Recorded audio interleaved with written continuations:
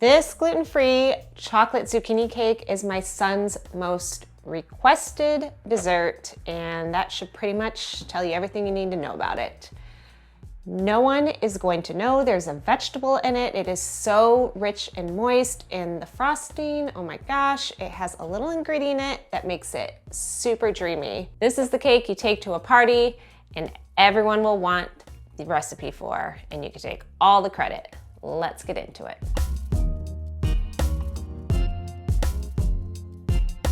So the cake comes together all in one bowl. I'm using my stand mixer, but you could do this in a mixing bowl as well. So we're gonna start off with the gluten-free flour. I have 2 cups, which is 307 grams. Now I'm using Cup4Cup gluten-free flour, which I really like because it has cornstarch in it, which softens the crumb.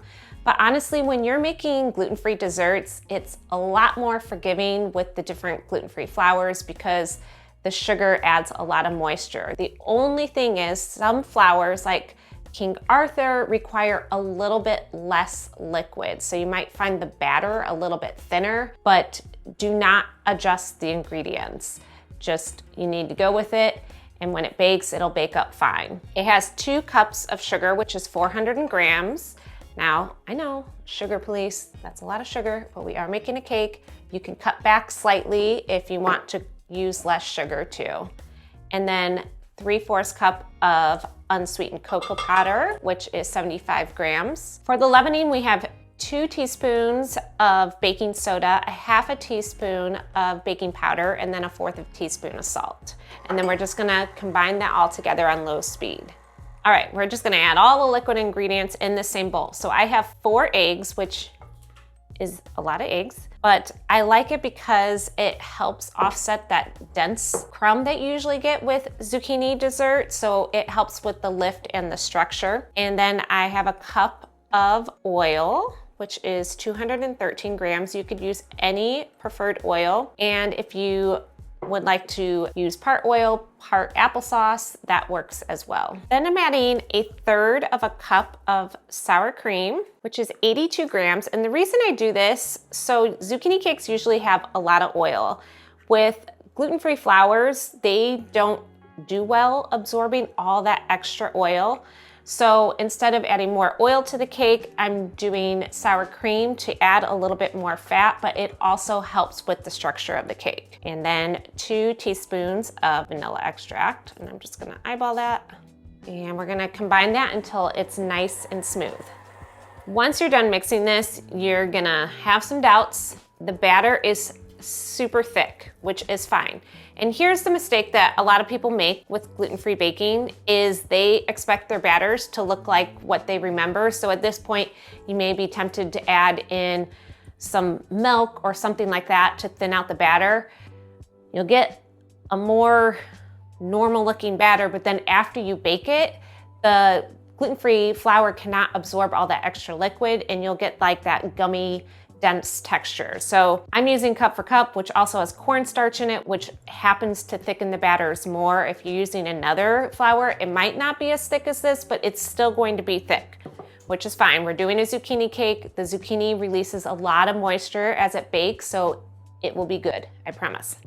Okay, let's talk zucchini. So I recommend using a small or medium sized zucchini just because it has less moisture. If you're using one of those like alarmingly large garden zucchinis, then I would take a spoon and scrape out the seeds. And then I would also probably blot it gently in paper towels before adding it to the cakes, just so you kind of offset all the extra water. I like to use a box grater, which is my cheese grater, versus a food processor because once again, it has a tendency to release less water when you're grating it. So you'll need 3 cups of grated zucchini, which is 330 grams.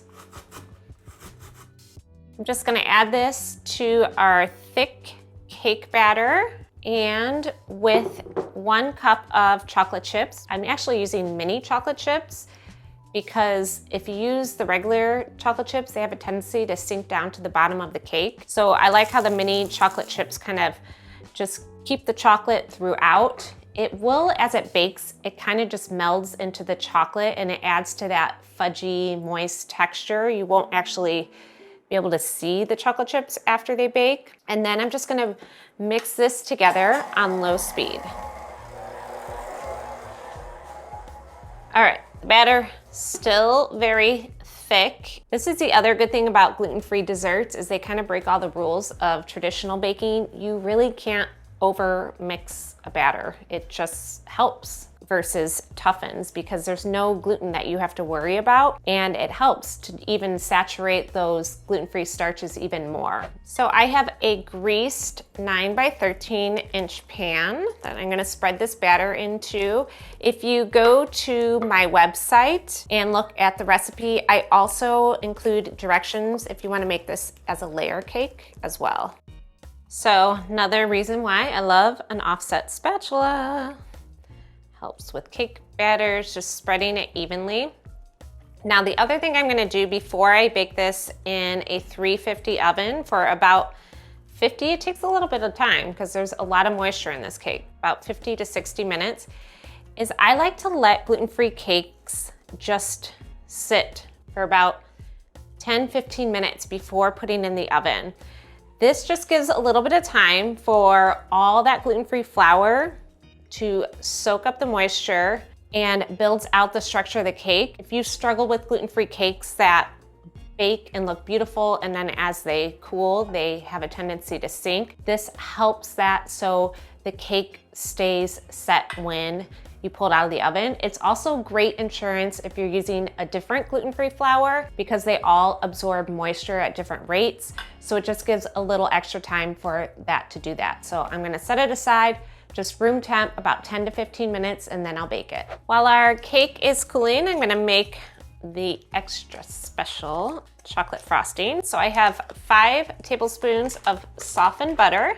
And then here is the magic ingredient. I'm gonna add 2 tablespoons of sour cream. This just gives a nice hint of tanginess that is so good with the chocolate, and it's a little like unexpected flavor. Then I have 1/3 cup of unsweetened cocoa powder, 1/4 teaspoon of salt, and then 2 cups of powdered sugar. We're gonna add a little bit more powdered sugar after this combines, but just start off with 2 cups right now. I was really living on the edge with this white shirt and chocolate cake, but we're going with it.